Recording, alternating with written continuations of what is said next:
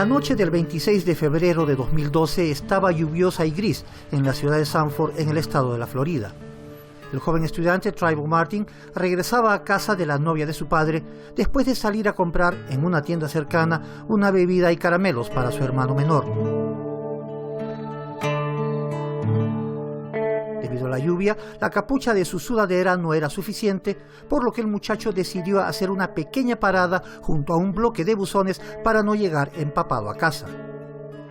Como miembro del grupo vecinal de seguridad, aquel día, George Zimmerman, de 28 años, patrullaba por su cuenta la urbanización. Él argumenta que vio a un individuo moverse sospechosamente entre los edificios y los arbustos vistiendo una capucha. Zimmerman decidió llamar a la policía. Entretanto, aquel se dispuso a seguir a Trayvon, por lo que el agente de la policía le dijo al otro lado de la línea que no lo hiciera. Zimmerman puso fin a la conversación. Luego de terminar la llamada, Zimmerman se acercó a Trayvon Martin y le disparó. El adolescente cayó muerto a pocos metros de la casa en la que se alojaba.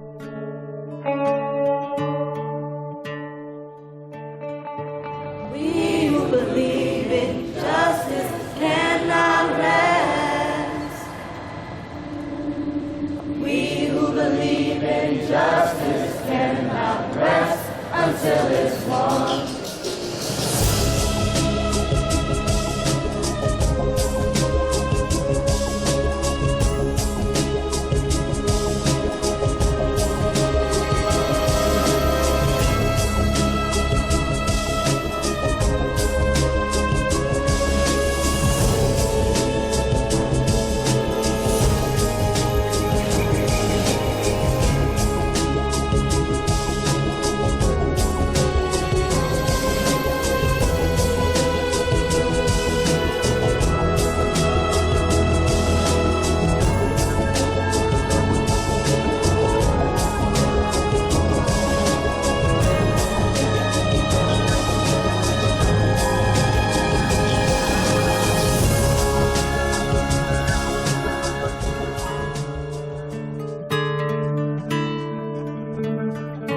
Trayvon apenas tenía 17 años de edad cuando murió. Además, no iba armado. En cualquier otro lugar, aquella muerte habría sido investigada y el individuo que apretó el gatillo, al menos interrogado. Pero nada de eso ocurrió en Sanford. The city of Sanford is a city where you have, African Americans, you have, Hispanics, but majority, especially in this area where we are right now, is African American. This is a very close community. Everybody knows everybody around here. Pero Trayvon, a pesar de ser afroamericano y de que su padre frecuentaba el barrio, no era un rostro familiar para los vecinos. No todos lo conocían simplemente porque estaba de visita. En todo caso, Trayvon había tenido problemas con una ley cuyos términos han causado preocupación en los sectores más liberales de la sociedad estadounidense. Trayvon had an out-of-school suspension due to zero tolerance policies at his school. So what that means is zero tolerance policies is a way of punishing young people in schools, and it's a school of thought. Whereas you tell young people that you're big on discipline, much like in the greater society when we say that we're tough on crime. And that's why he was in his father's community where he got shot at. La política de tolerancia cero sanciona con penas severas a cualquier delito, por muy menor que éste sea, y no tiene en cuenta circunstancias atenuantes. La idea es evitar que los autores de dichos delitos reincidan en cometerlos. Un cúmulo de circunstancias adversas se volvieron contra el joven Trayvon y favorecieron la incongruente actitud racista de Zimmerman.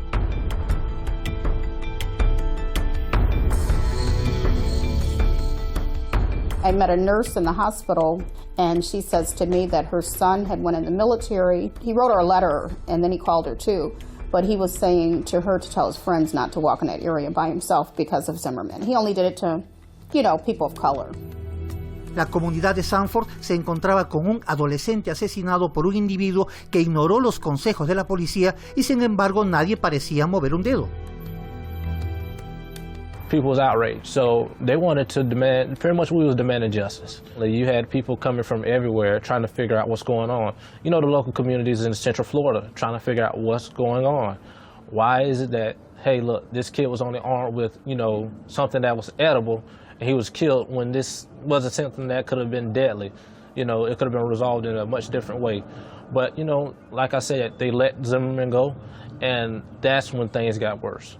There was a large group of young people that came together on a conference call, and over 200 young people showed up on the conference call from throughout the state of Florida. On that conference call, it was basically stating the problem. George Zimmerman has not been arrested. We need to do something about this. So the decision was made to do a 3-day, 40-mile march from Daytona Beach to Sanford, Florida, to bring attention to the case. And so that was the plan. We who believe in justice cannot rest. We who believe in justice cannot rest until it's won. We who believe in justice cannot rest. We who believe in justice cannot rest until it's won. Mama, can't you see? Mama, can't you see What the system's done to me? what the system's done to me? Somebody let freedom. So this march happened April 6th through the 9th, 2012, which is, you know, about 40-something days afterwards. And upon making it into Sanford, Florida, there was a group of 6 people. Granted, there were more people that were at the march, but there was a group of 6 people that locked arms around the doors of the Sanford Police Department and effectively shut down the Sanford PD for the day. Now, when these young people sat down and they blocked the doors, they said that you can arrest us or you can arrest George Zimmerman for the murder of Trayvon Martin. The decision not to arrest Zimmerman was made in a racialized environment where, you know, you had this young black kid with a hoodie, and it was just like this assumption that, of course, Trayvon Martin, this young black kid, must have done something wrong. And so Zimmerman was just sort of let free. Los jóvenes se movilizaron y, a su vez, movilizaron a otros jóvenes. La marcha fue un éxito y generó titulares en todo el país. Y aquello dio sus frutos. 2 days after, George Zimmerman was arrested for the murder of Trayvon Martin. Pero aquella decisión, lejos de complacer a todos por ser justa, generó un ambiente de discordia inesperado entre los habitantes de la comunidad de Sanford. Attitude that some Caucasians, you know, around here feel that Zimmerman was right, you know, in raising money for him and so forth for his attorneys and stuff. Yeah, there's a lot of people disgusted around here, people of color, yeah. Por otro lado, aquel grupo de jóvenes que se organizó casi de la noche a la mañana y que consiguió un atisbo de justicia en el caso del asesinato de Trayvon Martin, vio cómo sus esfuerzos y la unión que habían forjado se habían visto recompensados, por lo que decidieron ponerse un nombre: Dream Defenders, los defensores de un sueño. Dream Defenders started there, and it became a network of young people that are on college campuses, working together, building up small groups, and a lot of them are based around the criminalization of the youth of color. And there was a task force that was created to look at Stand Your Ground and what was going on. Stand Your Ground, o mantente firme, era la frase que circulaba por toda la prensa. Se trataba de una ley relativamente moderna que, supuestamente, había sido la responsable de que George Zimmerman no fuera arrestado ni interrogado en primera instancia tras acabar con la vida de Trayvon Martin. Y ahí la prensa jugó un papel decisivo en la opinión pública. I think where it all went wrong is when this case became sensationalized. And so, because of that, you had, you know, certain parts of the media that was playing to the fears of the people. There were certain parts of the media that was playing for the story angle to get the scoop. And so I think the concern was more on generating viewers, generating publicity, as opposed to really putting out factual information. Yes, Stand Your Ground was involved in this murder, and that's how he got away with it. But Wasn't on Stand Your Ground law. At one point in time, they was trying to see if he was going to lean towards the Stand Your Ground law. But I think it was just pretty much just self-defense, pretty much in so many words. A lot of people thought that he was using the stand your ground defense when he really wasn't, you know, and so there's different applications to the different defenses. ¿Por qué se generó entonces tanta confusión? Zimmerman's defense counsel utilized standard self-defense. What they proved, or what they were able to prove to the jury, was that George Zimmerman had no capable way of getting out of that assault without protecting himself and using deadly force. The jurors told CNN that they were confused because stand your ground is written in there. That Zimmerman had the right to stand his ground if, you know, he perceived the threat and meet force with force. And lawyers have gotten confused about what stand your ground is and where a comma should be or not be. And if lawyers get confused, how do we expect jurors to figure it out? Y eso fue un poco lo que ocurrió en este caso. Entre la confusión del jurado y el ambiente desfavorable que reina en el sur de Estados Unidos hacia los afroamericanos, cuando el juicio finalizó el 13 de julio de 2013, George Zimmerman fue absuelto y salió libre. Esto fue interpretado en algunos sectores de la sociedad como una burla a la ley, especialmente por parte de las minorías raciales en el país. There was a big kind of uprising of people. You had young students who walked out of their schools, hundreds and hundreds of students who walked out of their schools. You had multiple marches in the Haitian community, in the African American community. There was a rally and a protest that we organized after the verdict, after Zimmerman was not found guilty. We actually, the very next day, organized a mass demonstration of young people who are white, black, Latino, Asian, from many different religious backgrounds. And we did that because we felt that black life in particular, and also brown life, is being devalued in the state of Florida. La actitud del jurado con respecto a la ley Stand Your Ground, así como las críticas de la prensa hacia dicho dispositivo, para muchos el único culpable de la absolución de George Zimmerman, causaron conmoción en todo el país. La gente se preguntaba, ¿cómo es posible que exista una ley que deje libre a una persona que mata sin motivo alguno a un joven indefenso y desarmado? Pues sí, esta ley está en vigor. The Stand Your Ground law is basically an extension of laws that was previously on the books. Before Stand Your Ground, whenever an individual was confronted with a situation, a dangerous situation, they had a duty to at least to try to retreat or look for an alternate way of escape. If there were no ways of escape, then they were justified, or they could be justified in using lethal force. When Stand Your Ground was implemented, it relieved or removed that duty that a person had to retreat. When the jury received the instructions regarding whether to figure out which legal fields George Zimmerman would fall under, Stand Your Ground was read to them so that they could understand if Stand Your Ground applied. So, you know, on one hand, legally it was not used by the defense. However, at the same time, it was used as part of the jury instructions given by the judge. And all over the country, Stand Your Ground became a big deal because it was included in the court proceedings. But outside of the spectrum of just the Trayvon Martin case, one of the issues with Stand Your Ground is that it became a big deal in the media during the Trayvon Martin case. A white person can kill you because that's what they understood about the Trayvon Martin case. Trayvon Martin was murdered, George Zimmerman went on trial, George Zimmerman was set free, and based on the media, most people think that that was because of Stand Your Ground. De la manera más desafortunada, la ciudadanía estadounidense tomó conciencia de la existencia de esta ley que, aunque está vigente desde hace muchos años, había pasado extrañamente desapercibida.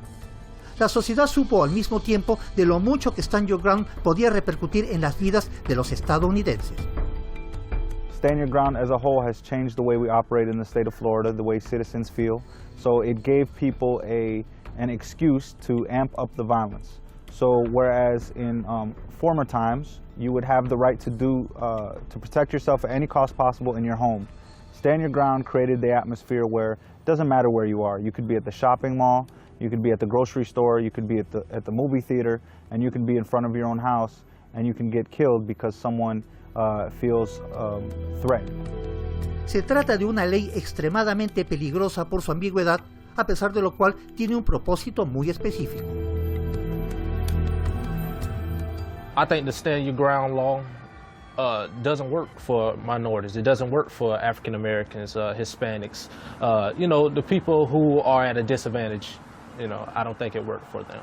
I believe that this law does not benefit anyone. Whether the loss of life is someone who is black or white, I think that, they're equally as valued, or at least they should be as equally as valued. The law really does not. Al mismo tiempo, resulta sorprendente que, cuando la ley fue promulgada, nadie se opusiera a ella. I think there was a few legislators who stood up against Stand Your Ground initially in 2005. One of them was Senator Chris Smith, who currently has a modification bill, a bill to modify the law as is. So some legislators stood up against it. They said this is going to be bad. Other legislators said, well, we have a Second Amendment right to carry a gun and to protect ourselves, and so this falls right in line with that. We are simply protecting ourselves. That law was passed by elected officials, many of whom did not even read the law before they passed it.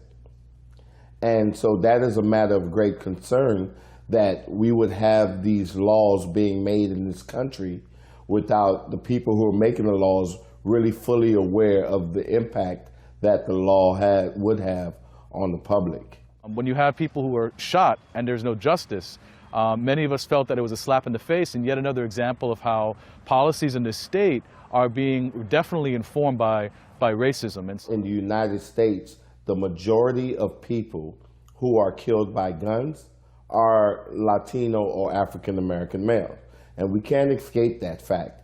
Now, whether or not they were killed by white, Latino, or black perpetrator is another story. Pero, ¿quién entonces podía beneficiarse con una ley que no causa más que muerte y segregación?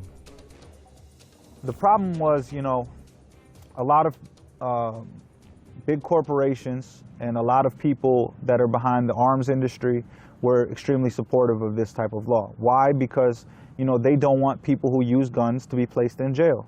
So there's extremely powerful lobbies on the behalf of Stand Your Ground laws. Stand Your Ground was enacted in about 2005 in the state of Florida. And it was enacted by the Senator Bill Baxley.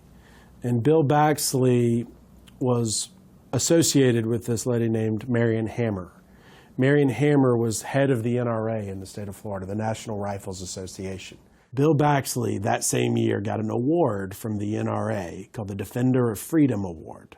And the NRA used to be about, kind of the expression as American as apple pie. It used to be considered something wholesome, that America got their freedom because of the use of a gun.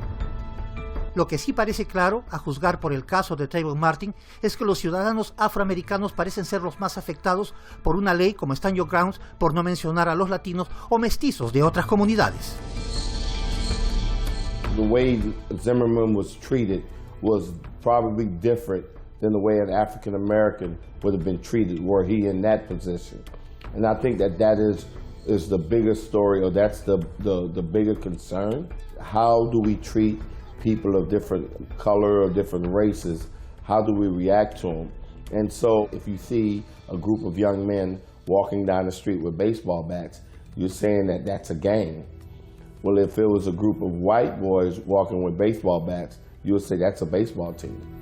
Trayvon Martin, for me, I look at him like a brother. When I heard of the news, it took me back to thinking of, Palestine and the injustices there. And, it didn't matter to me that he was a black kid. For me, he was the same as myself, and I'm tired of people, looking at people of color in threatening manner because of stereotypes that have been developed for far too long. The fact that the newspaper identifies Zimmerman as white, to be totally honest with you, that is a practice that has been going on in our society for quite some time. I mean, there are Latinos who identify themselves as white as well. Even though I do understand by making Zimmerman white, it gives an opportunity to sensationalize the issue. But the reality is that many Latinos could pass as white, and many Latinos do claim white as a race. A lot of the time, when you're talking about race, it becomes a little bit complicated because he could be from Peru, you could be from Spain, I could be from Italy, but at the end of the day, it's going to become about our complexion. Race is complicated because a lot of race is about complexion. In a situation where you're putting a Trayvon Martin next to a George Zimmerman, it looks like that same story that we've seen so many times where it's a young black boy and a white man. The city was down. The city was down, and it's still a healing process right now. 2 years later, coming up on 2 years later, it's still a healing process for the city to get over, the death of Trayvon Martin. And we feel deep down in our hearts that this was a case where Trayvon was slain and killed for pretty much no reason other than, being, African American in an area where, hey, they probably didn't want an African American in that area. I think that the death of Trayvon Martin opened up old wounds. It opened up wounds that people wanted to either ignore or did not want to deal with. And it forced the United States, it forced us as a people, as a community, to really re-examine, where do we stand, as it relates to racism? Where do we stand as it relates to how much value we place on the lives of minority boys or minority children as opposed to white children? And that is a subject that we as a country really try to avoid at all costs. And the Trayvon Martin incident forced us to some degree to look in the mirror. Do I think it's a problem with racism in Florida? I do. It's not just uncomfortable for the person who feels a certain type of way, but it's uncomfortable for, educated, minorities, especially African Americans. You get on the elevator, it might be a Caucasian woman on the elevator, and she just feels like she has to either switch arms or, cuff her purse when that's not your intentions. It doesn't matter whether you're hip-hop clothes or you have a tie on. They feel like, okay, you're going to do something to them, when that's not the case.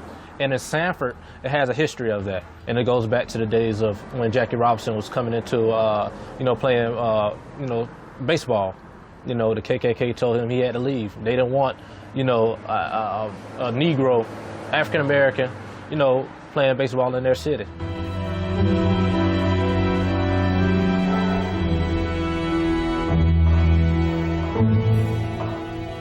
There's a long history of racism in Florida, and they're the same bloodlines and families in power here in Florida that have existed for hundreds of years. Florida has a problem with racism for multiple reasons. Part of it is historic, that goes back to the times of slavery, or possibly even before that. And I also think it's partly because of the fact that minorities in the state, both religious minorities and racial minorities, are beginning to grow in their population. And there are many people in the white community who are responding to that and feel threatened by that. In some ways, when we saw online and offline some of the comments that were very derogatory and racist toward Trayvon Martin, is just a reflection of something that this state has been dealing with for a long time. But Florida is not alone. I think that the problem of racism is endemic to this country.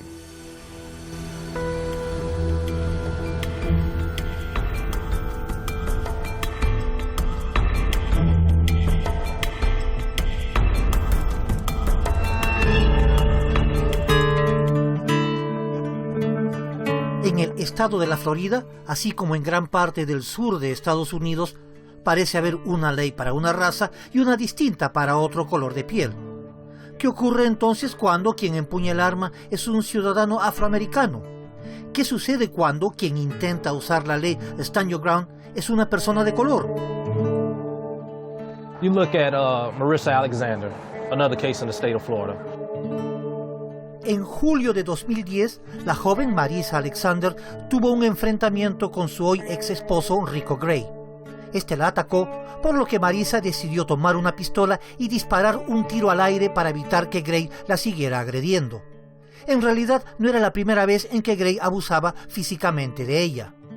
A pesar de no haber herido a nadie cuando disparó su arma y de haber declarado que la usó en defensa propia, Marissa fue juzgada y sentenciada a 20 años de prisión.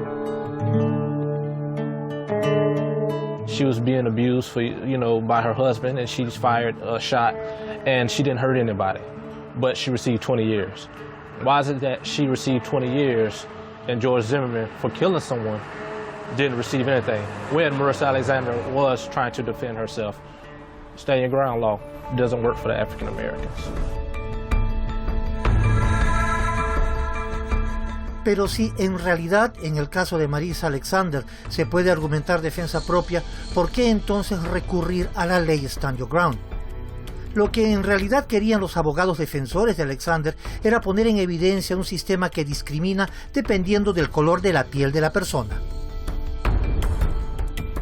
With regards to those on the side of Marissa Alexander, no one is advocating for Stand Your Ground. Okay, what people in the Marissa Alexander coalition was saying, look at Stand Your Ground and how it does not apply to people of color trying to defend themselves, and look how it helps people who are not of color defend themselves against people of color. Why is it that a woman who had been beaten and abused by this man decided to defend herself by firing a gun into the air and did not harm anyone, ended up going to prison? Para quienes defienden el caso de Marissa Alexander, el problema no radica necesariamente en la existencia de la ley Stand Your Ground, sino en la manera arbitraria con la que ésta es aplicada. So therein lies some of the issues that we deal with in Florida.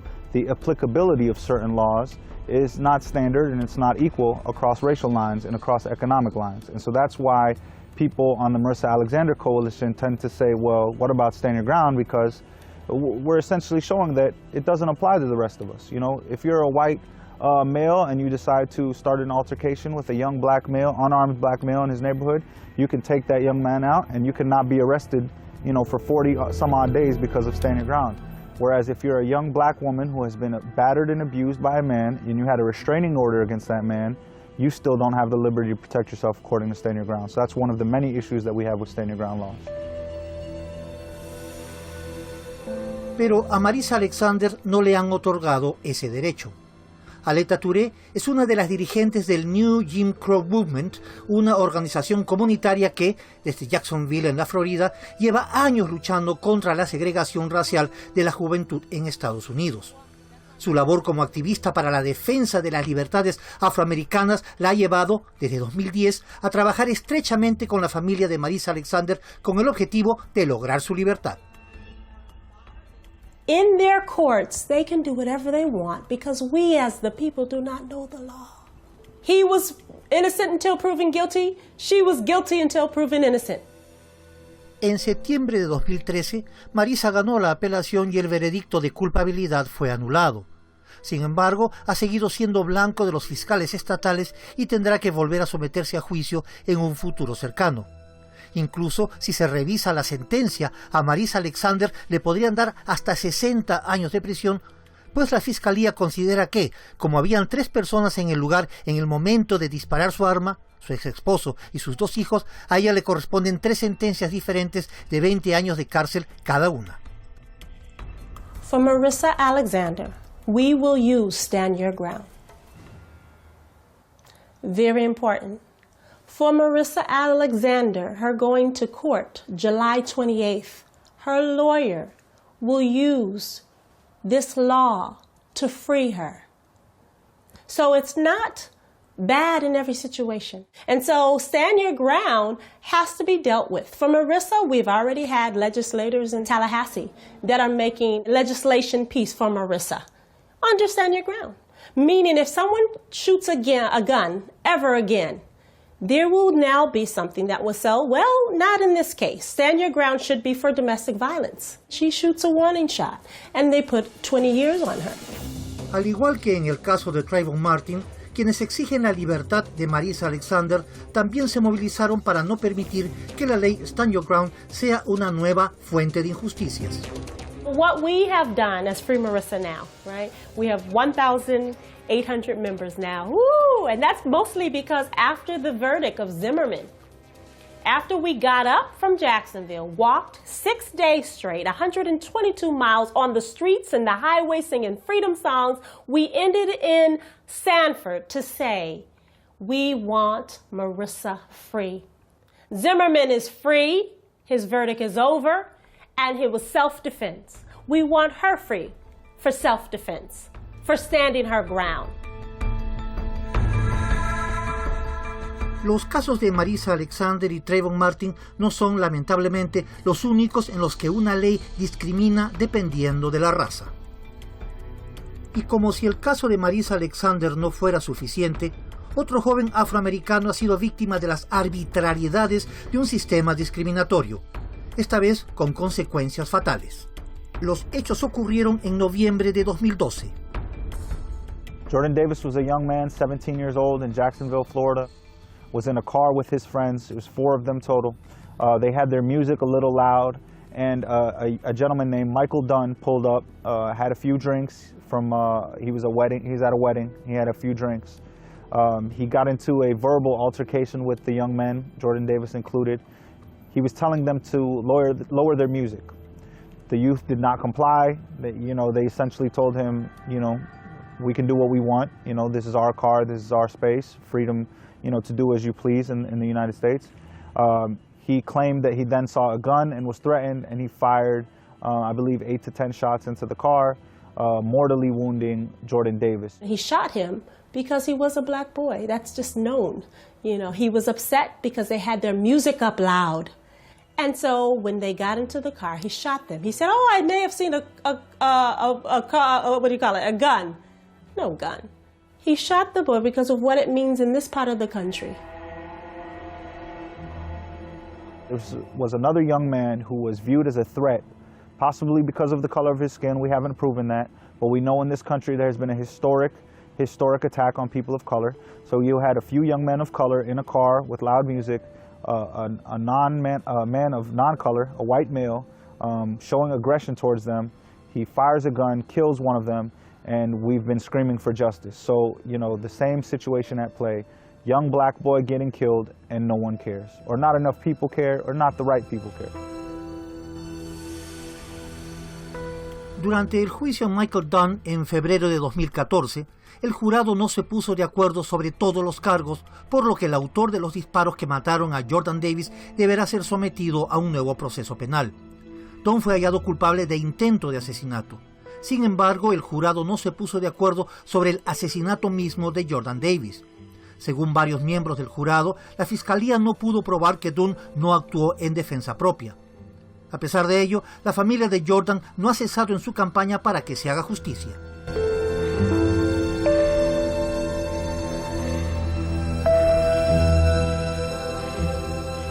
They've had their ups and downs. Justice is spelled one way, it's defined a million different ways. And in a gun violence case where somebody's been shot and killed, that main part of that definition is conviction of the killer, that the killer spends the rest of his life in jail. And so we're in the tunnel. We've been in the tunnel for a year and a half, but we can see the light at the end of it. And there's moments of tears, there's moments of comfort that we know that it's almost done. And so it's hard to explain how they feel on any given point, because you really don't know until you've tragically lost somebody over something as silly as loud music in an instant. But I think they're glad that progress is being made and that their voice is being heard.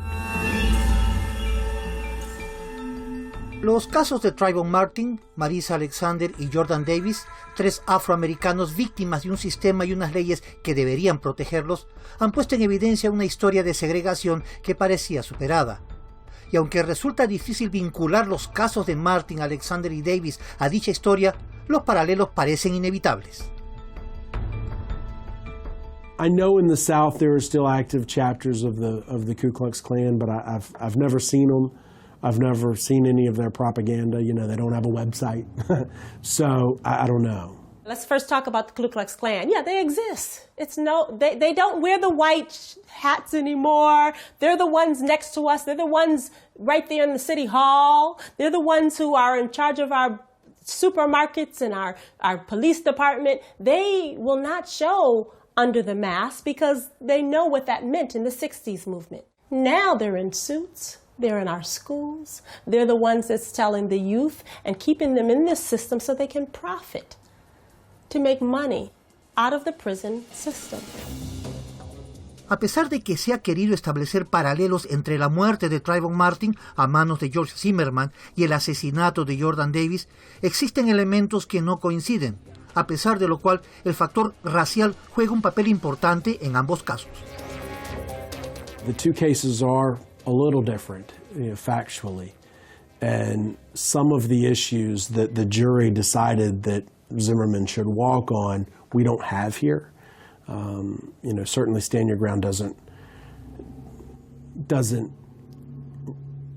require there to be violence, and there was some sort of altercation between Trayvon and Zimmerman, but there wasn't even a hair on Michael Dunn's head ever touched here, and so we think that's a significant difference. In fact, that said, Zimmerman should be behind bars right now as well. La decisión de John Phillips de involucrarse en el caso de un joven afroamericano no fue casual. Fue de alguna manera parte de una tradición familiar, algo que le ha permitido soportar los ataques racistas de los que ha sido objeto. My grandfather was a lawyer, my great-grandfather was a lawyer and a judge. And even when they weren't supposed to, they were drafting wills for African Americans, not because they were African Americans, but because they were in need and it was the right thing to do. And so, because I help African Americans, in tough cases that many others won't take, that doesn't mean I need to be called names. And so it's progressed from that to threats of bodily harm, threats involving the kidnapping of my child. And we're having them investigated, but the biggest problem with the internet is it's a bed for cowards. You can post something without anybody truly knowing who you are, without really getting technical and getting the FBI and everybody involved.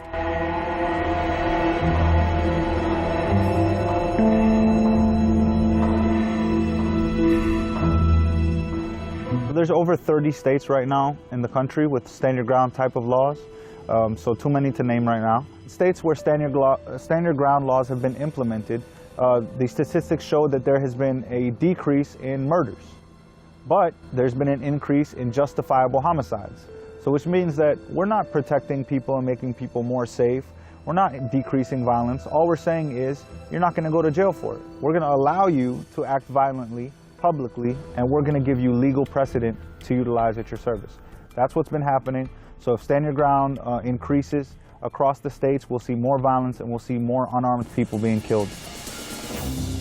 Lo que es evidente para quienes están haciendo campañas para reformar o lograr la derogación de Stand Your Ground es que, mientras dicha legislación sigue en vigor, existe el riesgo de que personas inocentes, sobre todo provenientes de las minorías étnicas, terminen siendo sus víctimas más conspicuas.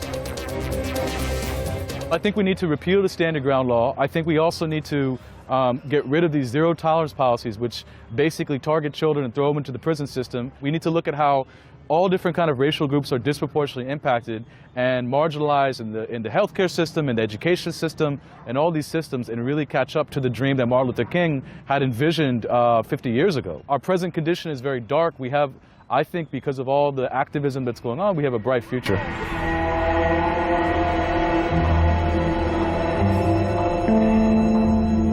Los casos de Trayvon Martin, Marisa Alexander y Jordan Davis, entre otros, han dado lugar a un gran movimiento de protesta y cambio. Y aunque las circunstancias son diferentes a las que precedieron al asesinato de Martin Luther King hace casi medio siglo, las luchas de la comunidad afroamericana y la de otras minorías étnicas para que se respeten sus derechos siguen tan vigentes como en 1968. We have to upgrade to understand these laws. Why do they have to work for everyone? Cultural sensitivity classes. And the only way that will happen is what we're doing now. We're building a movement of people, not just here in Jacksonville, but everybody. If we all work together, they cannot bring us down because we're all same. We're similar. And that's what we're saying, is that it's about movement building. You have people like Jamie Foxx, Jay-Z. You know, we have some people that are in certain powers and certain situations that can make the situation better for us. And, you know, we strive for that. You have a lot more African Americans that are going to college versus, you know, getting in trouble and going to prison. But America don't want to look at that. They don't want to sit up there and put that you know, on the news. They want to put, well, this black man was doing wrong, or this black man was killed, and the reason why he was killed was this, that, or whatever, and he has a previous criminal history, even if he didn't do anything wrong. And that's ridiculous. It's ridiculous. Quienes están involucrados en la lucha por una igualdad racial que aún parece esquiva, consideran que no se trata solamente de hacer marchas y agitar consignas, sino que es un proceso que involucra a toda la sociedad.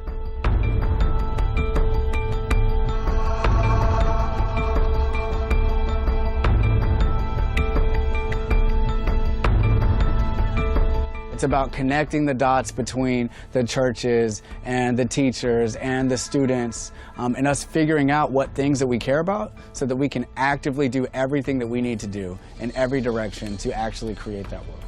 It's no longer, we can't live in a future where everybody expects us to be very passive about everything that's going on, and be spectators and then complain about what's going on. And that's what it has to be. Everything has to change.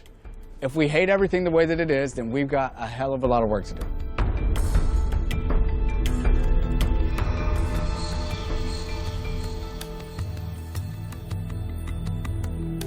I think it needs time because I think we're getting better.